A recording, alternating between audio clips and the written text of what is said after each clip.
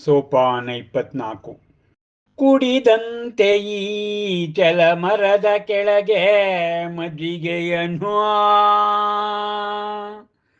ಹಿಂತಿರುಗತಲೇ ಋಷಭದತ್ತನು ಮನೆಗೆ ಪರಿಚಯಿಸಿದನವಳನ್ನು ಹರ್ಷದಲ್ಲಿ ತನ್ನ ಪತ್ನಿಗೆ ಸೂಕ್ತ ರೀತಿಯೊಳಗೆ. ಭದ್ರೆ ಮುಗ್ಧೆಯೀ ಚಂದನೆ ಆಡುತ್ತ ಬಂದಳೀಕೆ ದಾರಿ ತಪ್ಪಿ ಅರಣ್ಯಕ್ಕೆ. ಬಳಿಕ ಸಿಲುಕಿ ದುಷ್ಟ ಕಿರಾತಕನೋರ್ವನ ಹಿಡಿತಕ್ಕೆ ಪಡುತ್ತಿರಲು ಬಹುವಾಗಿ ಹಿಂಸೆಯನು ಬಿಡಿಸಿ ಕರೆತಂದನವಳನ್ನು ನಾನಿಲ್ಲಿಗೆ. ನೀಡಿ ದ್ರವ್ಯವನು ಅವಗೆ ಆದರವಳು ಹೇಳಲಾಗದಿಹಳೇನನು. ಬಲು ಭಯಭೀತಳಾಗಿರಲು ತೋರುತಿಹಳವಳು ಕುಲೀನ ಮನತನದವಳೆಂದೋ. ಅವಳ ವೇಷಭೂಷಣದಿಂದಲಿ ಅಂತೆ ನೋಡಿಕೋ ಇವಳನು ಚೆನ್ನಾಗಿ ನಿನ್ನೊಡಲ ಕುಡಿಯಂದದೀಗೆ. ಇರುವಳವಳು ಮನೆಯಲ್ಲಿ ನಿನಗೆ ಸಹಕಾರಿಯಾಗಿ. ಒಪ್ಪಿದರು ಪತಿಯ ಮಾತಿಗೆ ಮನವಿರದ ಮನದಿಂದಲಾ ಸುಭದ್ರೆಯೋ. ಸಹಿಸದಾದಳು ಆ ನವ ಯುವತಿಯನು ಸ್ವಭಾವತಃ ದುಷ್ಟೆಯವಳು.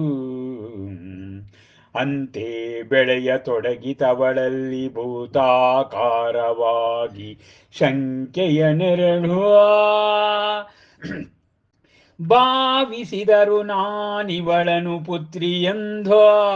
ಪುತ್ರಿಯಲ್ಲದಿವಳು ನಿಜದಿ ಮರುಳಾಗಿಸುವುದಿವಳ ರೂಪು ಯೌವನಗಳೆನ್ನ ಪತಿಯನು ಎಂದೆಲ್ಲ ನಾಳೆ ದಿಟದಿ ಹೇಳಲಾಗದಿ ಗಂಡಸರ ಚಿತ್ತವನು.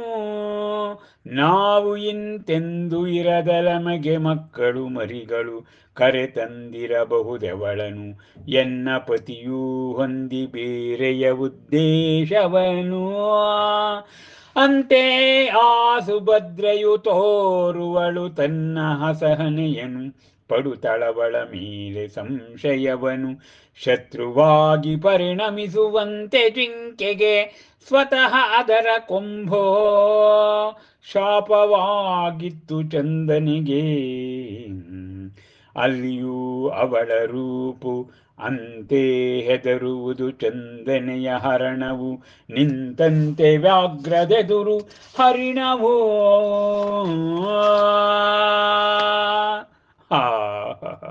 ಅಬ್ಬಾ, ಆ ಕುಡಿದಂತೆ ಈಚಲ ಮರದ ಕೆಳಗೆ ಮಜ್ಜಿಗೆಯೇನು. ಸೋಪಾನ 24ರಲ್ಲಿ ಮಹಾಕವಿಗಳು ಹೀಗೆ ದಾಖಲು ಮಾಡುತ್ತಿದ್ದಾರೆ. ಋಷಭದತ್ತನೆನ್ನುವ ಶ್ರೇಷ್ಠಿ ಚಂದನೆಯನ್ನ ಹಣ ಕೊಟ್ಟು ದಾಸ್ಯದಿಂದ ಬಿಡಿಸಿ ತನ್ನ ಮನೆಗೆ ಕರ್ಕೊಂಡು ಬಂದು ಪತ್ನಿಗೆ ಯಥೋಚಿತ ರೀತಿಯಾಗಿ ಆ ಹುಡುಗಿಯನ್ನ ಪರಿಚಯ ಮಾಡ್ತಾನಂತೆ. ಇವಳು ಮುಗ್ಧ ಚಂದನೆ. ಆಟ ಆಡ್ತಾ ದಾರಿ ತಪ್ಪಿ ಅರಣ್ಯಕ್ಕೆ ಬಂದಿದ್ಲು. ಕಿರಾತಕ ಅವಳನ್ನು ವಶಪಡಿಸಲಿಕ್ಕೆ ಹೋದಾಗ ಅವಳು ಶರಣಾಗ್ಲಿಲ್ಲ. ಆದ್ರಿಂದ ಅವಳನ್ನು ಮಾರಲಿಕ್ಕೆ ನಗರಕ್ಕೆ ಕರ್ಕೊಂಡು ಬಂದಿದ್ದೆ. ನಾನು ಅವಳಿಗೆ ಹೆಚ್ಚು ಹಣವನ್ನು ಕೊಟ್ಟು ತಂದಿದ್ದೇನೆ. ಅವಳು ಏನೂ ಹೇಳುವ ಸ್ಥಿತಿಯಲ್ಲಿಲ್ಲ, ಭಯಭೀತಳಾಗೋಗ್ಬಿಟ್ಟಿದ್ದಾಳೆ. ಅವಳ ವೇಷಭೂಷಣ ನೋಡಿದ್ರೆ ಅವಳು ಉತ್ತಮ ವಂಶದಲ್ಲಿ ಹುಟ್ಟಿದ್ದಾಳೆ ಅನ್ನೋದು ಗೊತ್ತಾಗ್ತದೆ.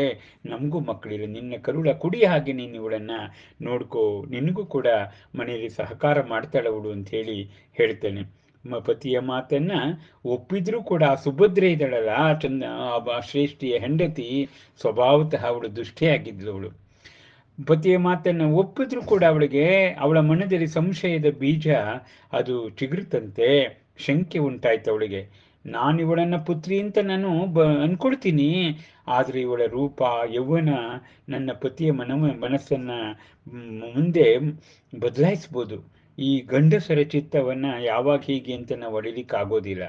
ಆಮೇಲೆ ಇವಳಿಗೆ ಮಕ್ಕಳು ಮರಿಗಳು ಅಂಥೇಳಿ ಆಗೋದ್ರೆ ನನ್ನ ಉದ್ದೇಶ ಏನಾಗೋಗ್ತದೆ ಅಂತ ಆ ಸುಭದ್ರೆ ಅವಳ ಮೇಲೆ ಅಸಹನೆಯನ್ನು ಪಡ್ತಿರ್ತಾಳೆ. ಆಗಾಗ್ಗೆ ಅವಳ ಮೇಲೆ ಸಂಶಯ ಪಡ್ತಾಳೆ.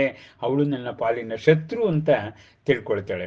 ಜಿಂಕೆಗೆ ಸ್ವತಃ ಅದರ ಕೊಂಬು ಶಾಪವಾಗಿತ್ತು.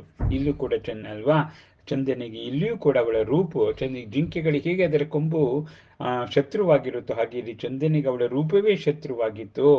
ಹುಲಿಯ ಎದುರು ಜಿಂಕೆ ನಿಂತಂತೆ ಆ ಭಾಸವಾಯಿತು. ಇಲ್ಲಿ ಹುಲಿ ಯಾರು? ಆ ಸುಭದ್ರೆ, ಋಷಭ ಶ್ರೇಷ್ಠಿಯ ಮಡದಿ. ಅಬ್ಬಾ, ಎಂತಹ ಪಾತ್ರ ಇದು! ಆ ಚಂದನೆಯ ಸ್ಥಿತಿಗತಿಗಳು ಮುಂದೆ ಏನಾಗ್ತವೆ ಅನ್ನೋದನ್ನ ನಮಗೆ ಕುತೂಹಲದಲ್ಲಿ ಕರ್ಕೊಂಡೋಗಿದ್ದಾರೆ ಮಹಾಕವಿಗಳು.